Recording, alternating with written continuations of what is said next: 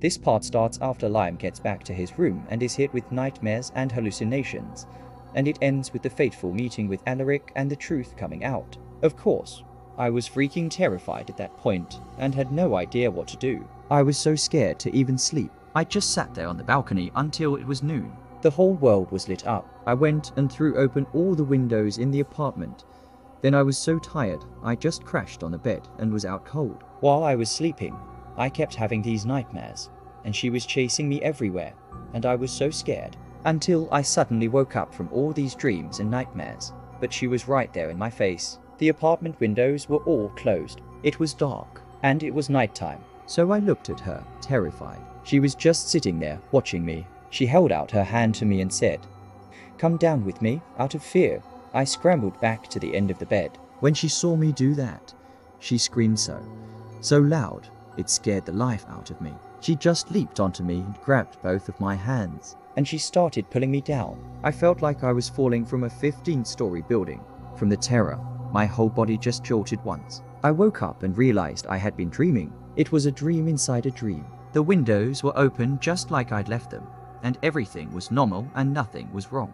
I looked at the clock, and it was 9 at night. I said to myself, "No way, I can't stay here at home like this," all worried and scared. I'll call one of my friends and go hang out with him. I called my friend Alex, and we agreed to meet in half an hour. I went in to get dressed, and as I was changing, I saw marks on my hands as if someone had grabbed me really tight.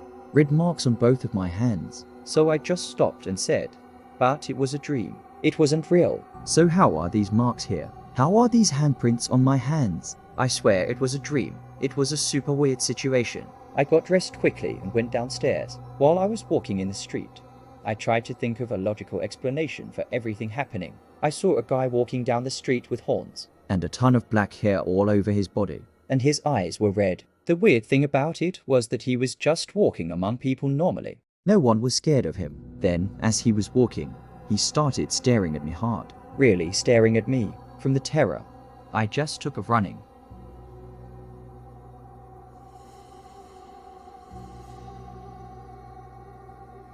Alex was sitting there, and the second he saw me, he jumped up and ran to me. "Dude, what's wrong?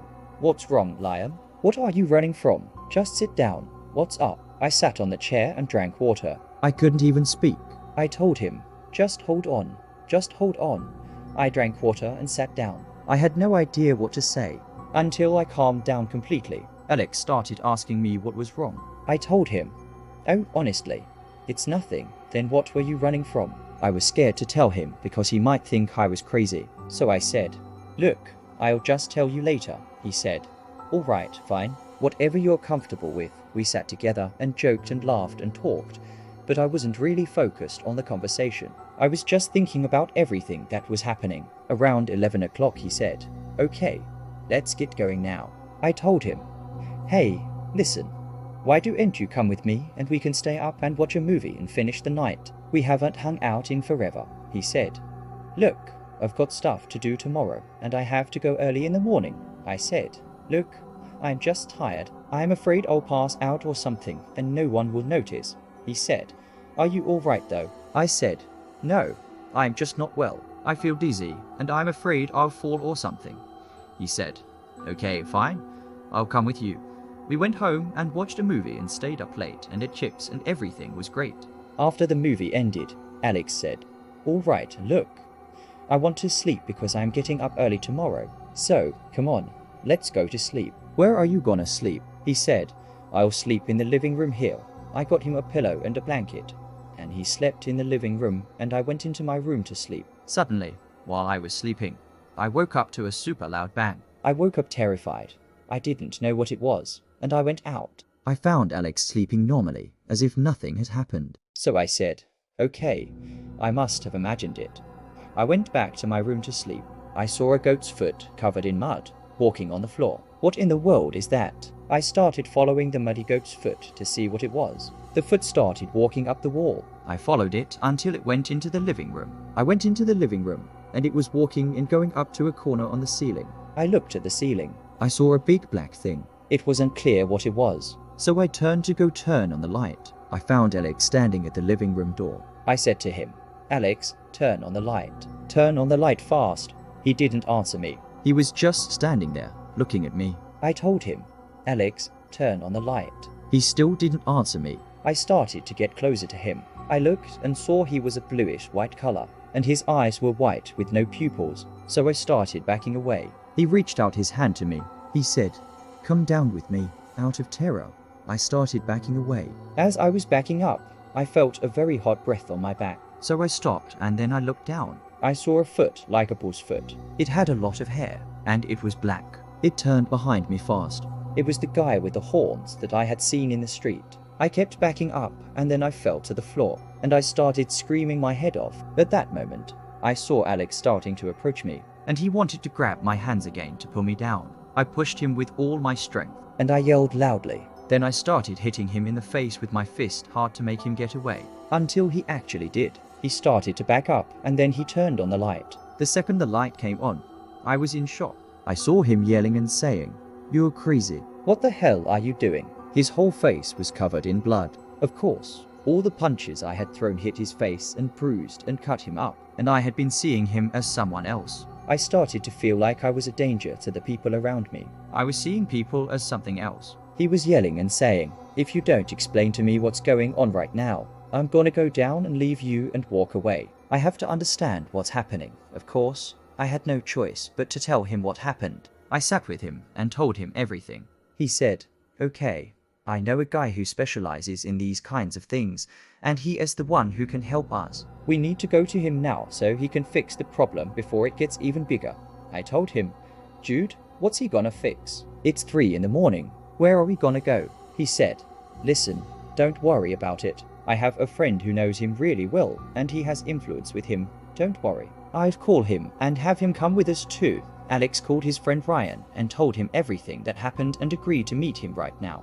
I went to get dressed so I could go down, and as I was changing and taking off my shirt, as I was closing the closet door, I saw a small child right in my face, so I got scared and backed away. He was a kid with a grumpy, strange look. I said to him, "Who are you? How did you get in here?" He said, "Come play with me." I said, "First, tell me how you got in here." He said, "I came in through the door." I felt a little reassured. Maybe he came in through the door when I went down to get Mr. Ben the doorman. But I asked myself, how could all that have happened? We didn't even notice him. He said, "Play with me." And as I was about to say, "What do you want to play?" I heard Alex knocking on the door. He said, "Liam, who are you talking to?" I opened the door. I said, "There's a small boy right here. I don't know where he came from." I pointed. So he said, "What kid?" I looked and said, "The boy is right here." I looked and I didn't find anyone. I started to lose my mind. Alex said, "What kid? Tell me, explain."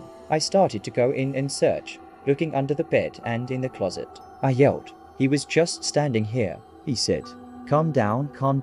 You're going to be okay. Just come on. Let's go down now." He grabbed me and we went downstairs. As soon as we went down, I sat in the car. He said, "Look, give me a minute. I need to go buy a recharge card because my phone is out of credit from the supermarket right there, and I'll be right back." Just wait exactly 1 minute. He left me and walked away. While I was sitting in the car, his friend Ryan was sitting behind me on the back seat. So I said to him, "How are you, Ryan?" He didn't answer me. I said to him, "Is the guy you're taking me to any good? Do you guys trust him?" He laughed and said, "What exactly do you want?" I said, "I'm seeing weird things that aren't there and stuff that's terrifying. I can't live like this." He looked at me and came closer and said, "They're around you everywhere, and maybe inside you, from under the dust and above the spears. You opened a door from under the dust. Power and doom reside within it. I am a messenger warning you. Go down below and live as a servant to the daughter of the King of Kings, or you will live in doom until you die." I looked at him and felt uneasy. A few moments later, at that very second, Alex opened the door and came in. He said, "Sorry, I am late." I told him, "What's with your friend, man? The ridiculous stuff he's saying back there." He said, "What friend?" I said, "The crazy guy who's sitting in the back." He said, "Liam, there's no one in the car but you and me." I looked and I didn't see anyone in the back. I started to feel like I was losing it. For real, I'm talking to people and they're talking to me, but they're not even there. He said, "We have to move fast. and he started the car and drove off quickly. The whole time we were driving, I was seeing strange-looking people. They were staring at the car as it was moving, and when I would tell Alex, he would say, "There's no one else in the street." We stopped and met Ryan, and he got in the car with us. We arrived at the place where Alaric was. It was an old house in an alley, 2 stories high. We knocked on the door, and a guy with a long black beard and long black hair opened it for us, wearing a turban on his head. He looked to be in his late 40s. He said, "Come in," and he let us in. We went inside his room. The room was just all floor seating, no couch or chairs. All the seating was on the floor. The room had a lot of candles, and animal bones, and skin with symbols, pictures and drawings on it, and a lot of old books next to him, and a big incense burner in the middle of the room. We sat down and he said to me, "Tell me everything that happened in detail." I started to tell him everything that had happened, from when I got the box until I got to his place. After I finished talking, he said, "Okay, now listen to me carefully. What was in that box was Black Laurel magic, and it's one of the most dangerous types of magic. It's called Voodoo magic. Through it, you can control anyone's body using the doll, and you can even kill them or seriously hurt them through the doll, and you are completely unqualified to do something like that. You also summon the doll's servant at the wrong time. You could have caused it to be burned or seriously harmed, and you are lucky that she turned out to be the daughter of a great king of the Jinn, and she has a powerful clan. They won't leave you alone until they abduct you into the underworld, and you live as a servant to them for the rest of your life, of course." As I was listening to this, my body was trembling with terror. I said to him, "Okay, then what's the solution? What's the way out?" He said, "Let me try and see what we can do." I saw that he brought a big bowl, and he put cold water in it, and he told me, "Stand inside this bowl." I took off my shoes and socks and stood inside the bowl. He lit a lot of incense in the incense burner, opened a big book, and sat on the floor in front of me, and he started to read a lot of words and incantations. I started to feel that the cold water I was standing in was beginning to boil. It started to boil so much that my feet were on fire, as if I was standing in boiling water, and all of a sudden, I started to hear wailing and loud screams. I started to look around, and I saw black things swirling around me so much that I couldn't see anyone. I couldn't see anything but black things, and all of a sudden, everything went silent, and I found myself standing in a big, wide land, as if inside a mountain, and there were black things all around me from every direction, like halos or shadowy bodies. I said to them, "Who are you, and where am I?" They told me, "You are below, and your body is above. The daughter of the King of Kings of the Jinn is inside it, and it is hers now." I said to them, "How?" And I started to scream loudly and wail. I tried to move, but I couldn't, as if something was restraining me. I couldn't move from my spot, as if I was shackled to the ground. While I was screaming my head off, I screamed a lot for a long time. All of a sudden, these bodies started swirling around me again, super fast, and I found myself falling to the floor in Alaric's apartment. I looked around. I found Mason and Ryan standing far away and looking at me with terrified expressions, and Alaric was on the floor in a corner of the room, and he told them, "Take him and get out. Take him and get out fast," of course. They supported me and they took me, and they started to take me outside. I said to them, "What's going on? What's happening, guys?" They told me, later.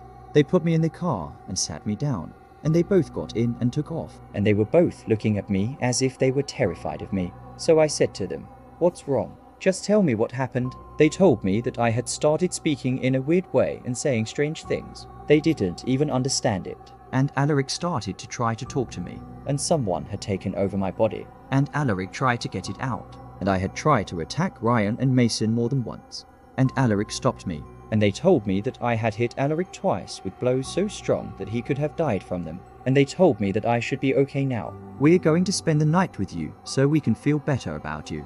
I told them, "Yeah, please." We all went to my house. As soon as we walked into the apartment, I found the things that had been missing. The incense, the candles, and that black box. "Okay, now explain this to me, please, before we say anything else." I went and gathered up all the stuff and took it to throw it in the trash out on the street. No way am I keeping these things in the apartment. After I had gathered the stuff and was about to go down the stairs, a paper fell from the black box. I picked up the paper to read it. I found that it said, "Same shipping companies from within the dark internet. We reach you wherever you are. I hope you liked the video, and I thank you very, very much for your support.